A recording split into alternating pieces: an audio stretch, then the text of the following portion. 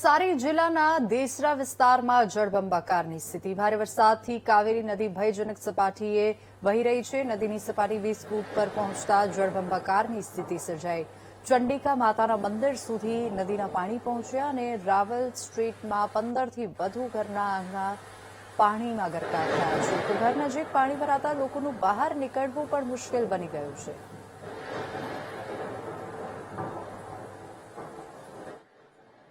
પાણી કાલે સાંજનું ભરાવાનું ચાલુ થઈ ગયેલું છે। સાંજે કાલે 24 જણા રેસ્ક્યુ કરેલા હતા અને સવારે બીજા બધાને કરવામાં આવ્યા। વર્ષો જૂની સમસ્યા પાલિકા સોલ્વ કેમ નથી કરી શકતી? દર વર્ષે પાણી ભરાય છે, આ લોકો મુશ્કેલીમાં મુકાય છે, પાલિકા એક્શન પ્લાન કેમ નથી બનાવતી? ઉપરવાસમાં ઘણા વરસાદને કારણે આ પરિસ્થિતિ આવતી જ છે અને પ્રોટેક્શન વોલની વાત ચાલતી છે। એ ટૂંક સમયમાં બની જાય એવી શક્યતા છે। હા, ચોક્કસ અમે માની શકીએ છીએ કે અમે બી કોઈ જગ્યા પર ઓળા ઉતારીએ એવું લાગે છે। ત્યાં પણ આજે જે ડેમ જે દિવાલો બનાવવામાં આવેલી છે એમાં જે પાણી જવાના જે રસ્તાઓ છે એ ઓછા હોવાથી આ પાણીનો નિકાલ વહેલો થતો નથી અને આ વખતે ઉપરથી જે વરસાદનું પાણી છે એ પણ વધારે પડતું હોય, પરંતુ કોઈ જગ્યા પર કોઈ શાસકો ભૂલ કરી ગયા હોય એવું અમને ચોક્કસ લાગી રહ્યું છે। તો ઉપરવાસમાં ભારે વરસાદ પડતા કાવેરી નદી ભયજનક સપાટીએ પહોંચી છે। નદીના પાણી નજીકના વિસ્તારોમાં ફરી વળતા જનજીવન પ્રભાવિત થયું છે। પાણીમાં લોકોના રેસ્ક્યુ માટે સ્થાનિક તંત્ર સહિત એસડીઆરએફની ટીમે કામગીરી શરૂ કરી છે। લોકોના ઘર નજીક નદીના પાણી ફરી વળતા હાલ લોકોનું બહાર નીકળવું પણ મુશ્કેલ બની ગયું છે। ત્યારે આ સમસ્યાના કાયમી નિકાલ માટે લોકોએ માંગ કરી છે। 26 થી 27 લોકોને સ્થળાંતર કર્યા છે। કાલે પણ 24 લોકોને સ્થળાંતર કરેલા હતા। દેસરા સ્કૂલ પર સ્થળાંતર કરેલા છે। જમવાની, મેડિકલની બધી જ વ્યવસ્થા આપણે ત્યાં કરેલી છે લોકોની। હજી પણ પાણી આવી રહ્યા છે, પાણી વધવાનો ચાન્સ હજી પણ ખરો, કારણ કે કાવેરી નદી પણ હજી જળસ્તર વધે છે, અંબિકામાં પણ વધે છે, કારણ કે બિલીમોરા બે નદીની વચ્ચે ગામ આવેલું છે। શું પ્લાનિંગ છે બધું? હાલ અત્યારે જે કોઈ લોકોને સ્થળાંતર કરવાનું છે એ સ્થળાંતર જ કરાવીએ છીએ અત્યારે, અને આવનારા દિવસોમાં પણ આ જ રીતે આપણી સેવાઓ ચાલુ રહેશે। આ કોઈ નદી કે તળાવ નથી, વીટીવી ગુજરાતીની ટીમ દેસરા વિસ્તારમાં આવી ગઈ છે અને દેસરા વિસ્તાર આખો નદીમાં ફેરવાઈ ગયો છે। ત્યારે અહીં સમગ્ર જે કે 250 ઘરો છે, 250 ઘરોમાં પાણી ફરી વળ્યા છે, જેને લઈને આ તમામ લોકોએ મુશ્કેલીનો સામનો કરવો પડી રહ્યો છે। બિલીમોરા નગરપાલિકાએ લગભગ 50 થી વધુ લોકોનું શિફ્ટિંગ કરવામાં આવ્યું છે, પરંતુ દર વર્ષે જે આ સમસ્યા સામનો આ વિસ્તારના લોકો કરી રહ્યા છે, એટલે કહી શકાય કે બિલીમોરા નગરપાલિકા તમામ જે કઈ પૂરના પાણી છે, પૂરના પાણીને રોકવા માટે સદંતર નિષ્ફળ કહી શકાય। સતત આ વિસ્તારમાં પાણી જળબંબાકારની સ્થિતિમાં મુકાતા હોય છે।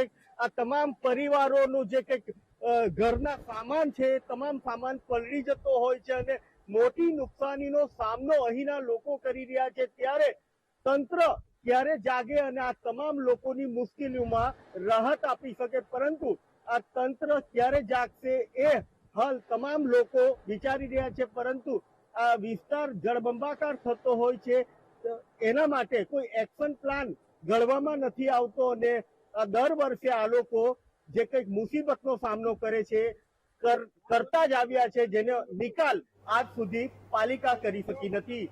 Rakesh Solanki, BTV news, Navsari.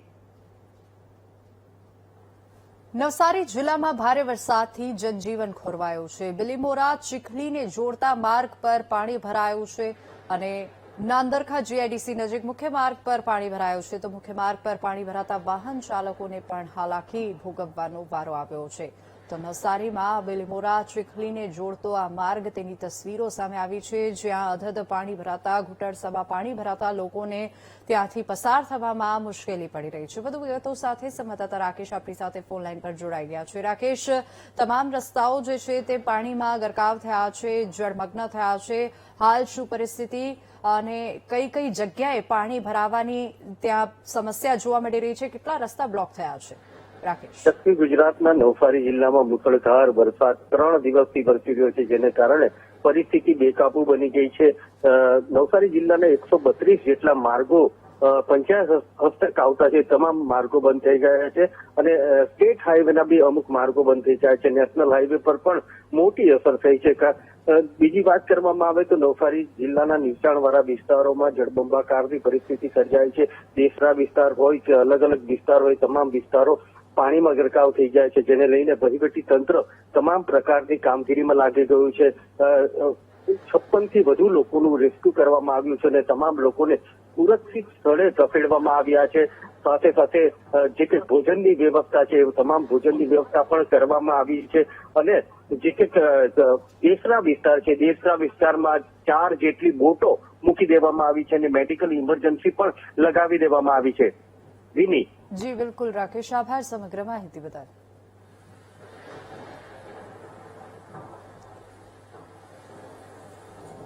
તો નવસારી શહેરની આ તસવીરો છે જ્યાં જીઆઈડીસી નજીક મુખ્ય માર્ગો પાણીમાં ગરકાવ થયા છે. પાણી ભરાતા વાહન ચાલકોને હાલાકી ભોગવવાનો વારો આવ્યો છે. જેમ કે મારા સંવાદદાતાએ પણ જણાવ્યું, રેસ્ક્યુ ટીમ પણ સ્ટેન્ડ બાય રાખવામાં આવી છે.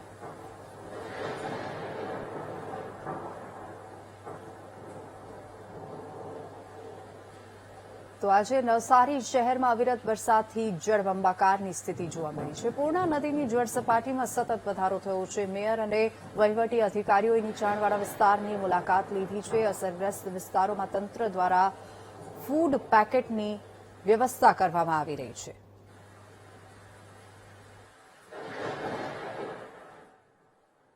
ગત રાત્રિથી હજી સુધી નવસારી શહેરની અંદર વરસાદ પડી રહ્યો છે.